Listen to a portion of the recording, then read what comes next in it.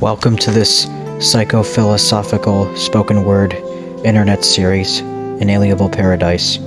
This is aimed to providing stories and tactics to help people, even in the most traumatic and inescapable of circumstances, to help people with things universally accessible overcome such circumstances or feelings of terror, worthlessness, and helplessness. We hope we will provide the help that so many people need, and that you will find at least some value in this. Thank you.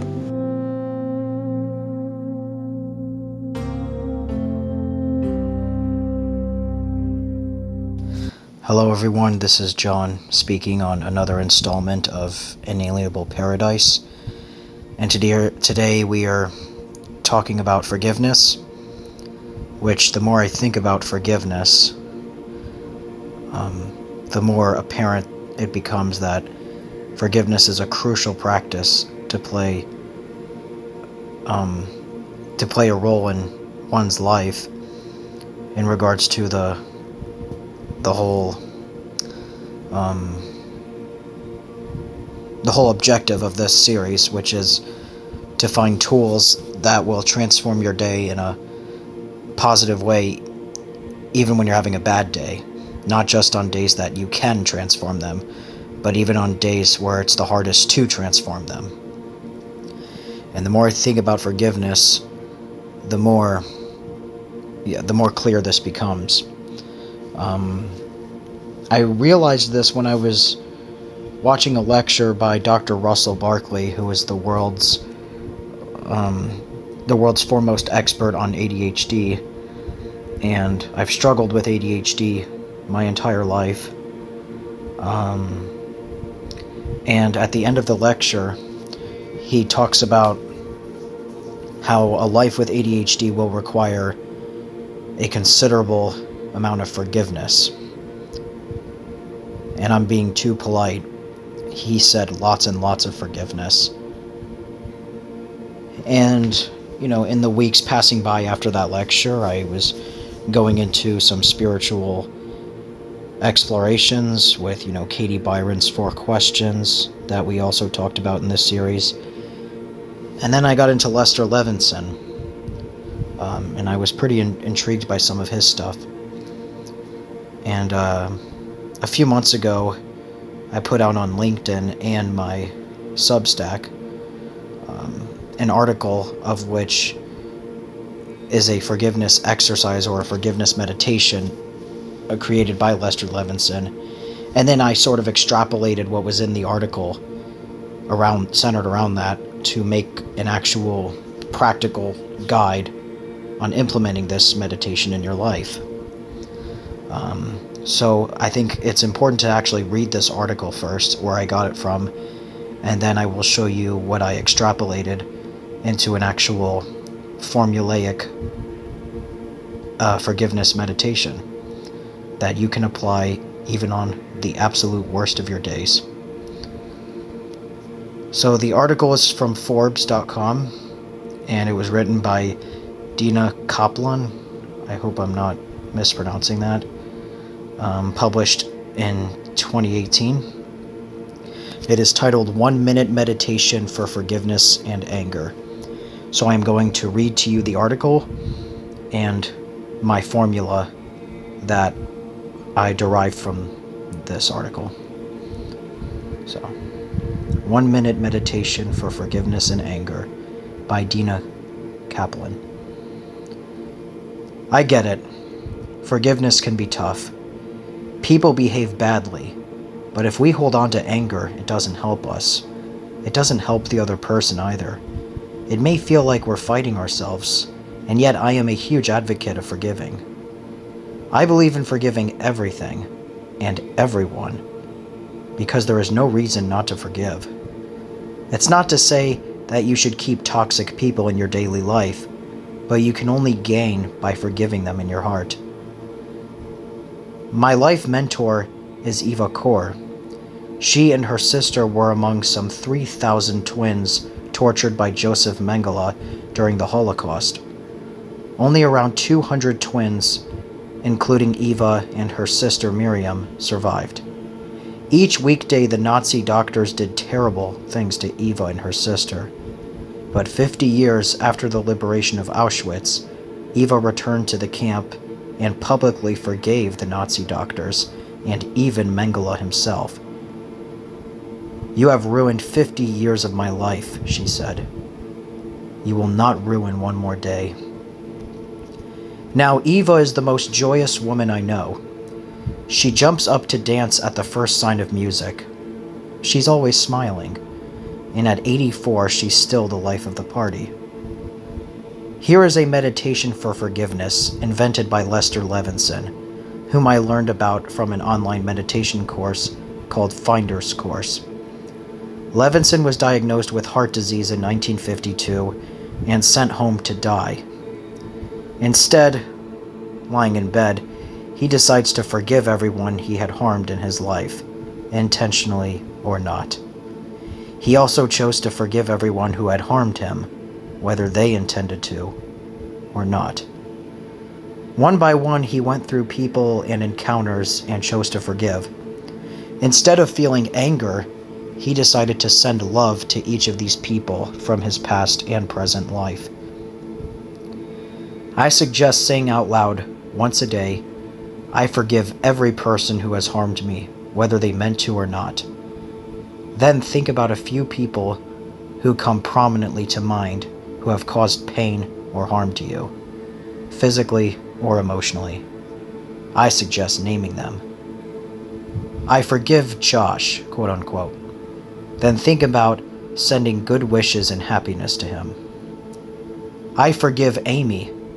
Then say a prayer, in whatever way feels natural to you, that Amy has a great day and a positive, happy life. You can continue with 2 more people or 200, whatever feels right. And tomorrow you can forgive the same person or choose new ones. What's important is to really feel deeply forgiveness in your heart. You can close this short forgiveness exercise by saying, again out loud, "I have the freedom and choice to forgive. I live in freedom. My happiness is a choice." I think this is the ultimate benefit of meditation: freedom. The choice, as Eva Kor made, to choose to live in happiness rather than holding on to resentment. Quote unquote, "If I had discovered forgiveness sooner, I would have had that 50 years of my life," Kor has said. Forgive. See the miracle that can happen. So that concludes the article. It's a really wonderful article. I want to recite the third to last paragraph one more time. Let's go over this one more time. You can close this short forgiveness exercise by saying again out loud, quote unquote, "I have the freedom and choice to forgive. I live in freedom. My happiness is a choice." It's wonderful, the recurrence of kind of the semantics of that last phrase. I really love it. So I took out the contents of this article and the exercise and derived hopefully a more applicable forgiveness exercise that I posted to my Substack and LinkedIn a while ago. It's just rather uncreatively called Lester Levenson's forgiveness exercise. So here are the 5 steps to this exercise. 1. Say out loud, "I forgive every person who has harmed me, whether they meant to or not." I'm going to say it out loud. "I forgive every person who has harmed me, whether they meant to or not." 2. List specific people. Think of a few individuals who have caused you pain, either physically or emotionally, and forgive them by name. this is a highly personal matter.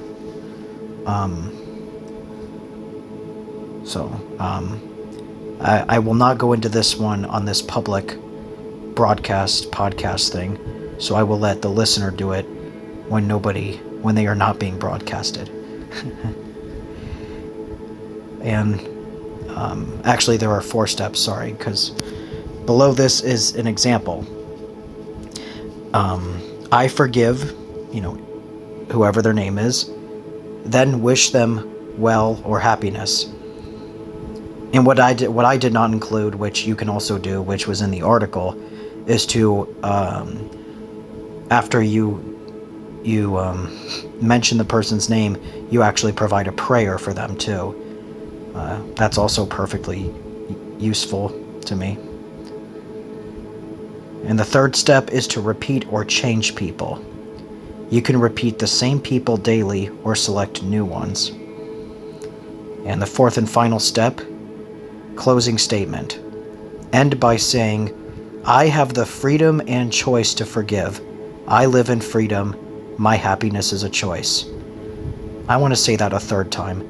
I have the freedom and choice to forgive. I live in freedom. My happiness is a choice. So that is an extrapolated 4-step guide from the Forbes article, 1-Minute Meditation for Forgiveness and Anger, and titled Lester Levenson's Forgiveness Exercise. And again, forgiveness is becoming more and more important in my life, as Professor Barkley's words of his lecture remain truer than ever as I grow up. As I get older, and obviously being on the spectrum and ADHD, obviously those will never go away in my case. And so forgiveness is actually getting more and more applicable as I get older. And it is a crucial step, I think, in the next direction of Inalienable Paradise. So I really sincerely hope you enjoyed this installment. I hope you are having a wonderful day or night. And I want you to remember one thing, is that it never hurts to forgive.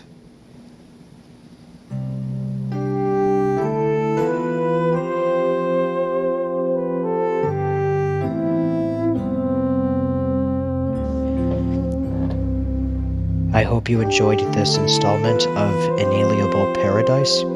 If you are in some need to talk with or connect with another person, my top resources would be 7cups.com and the Upper Room Crisis Hotline at 1-888-808-8724. And they are both free of charge. And I will top this off with a Carl Sagan adage. Even through your hardest days, remember we are all made of stardust.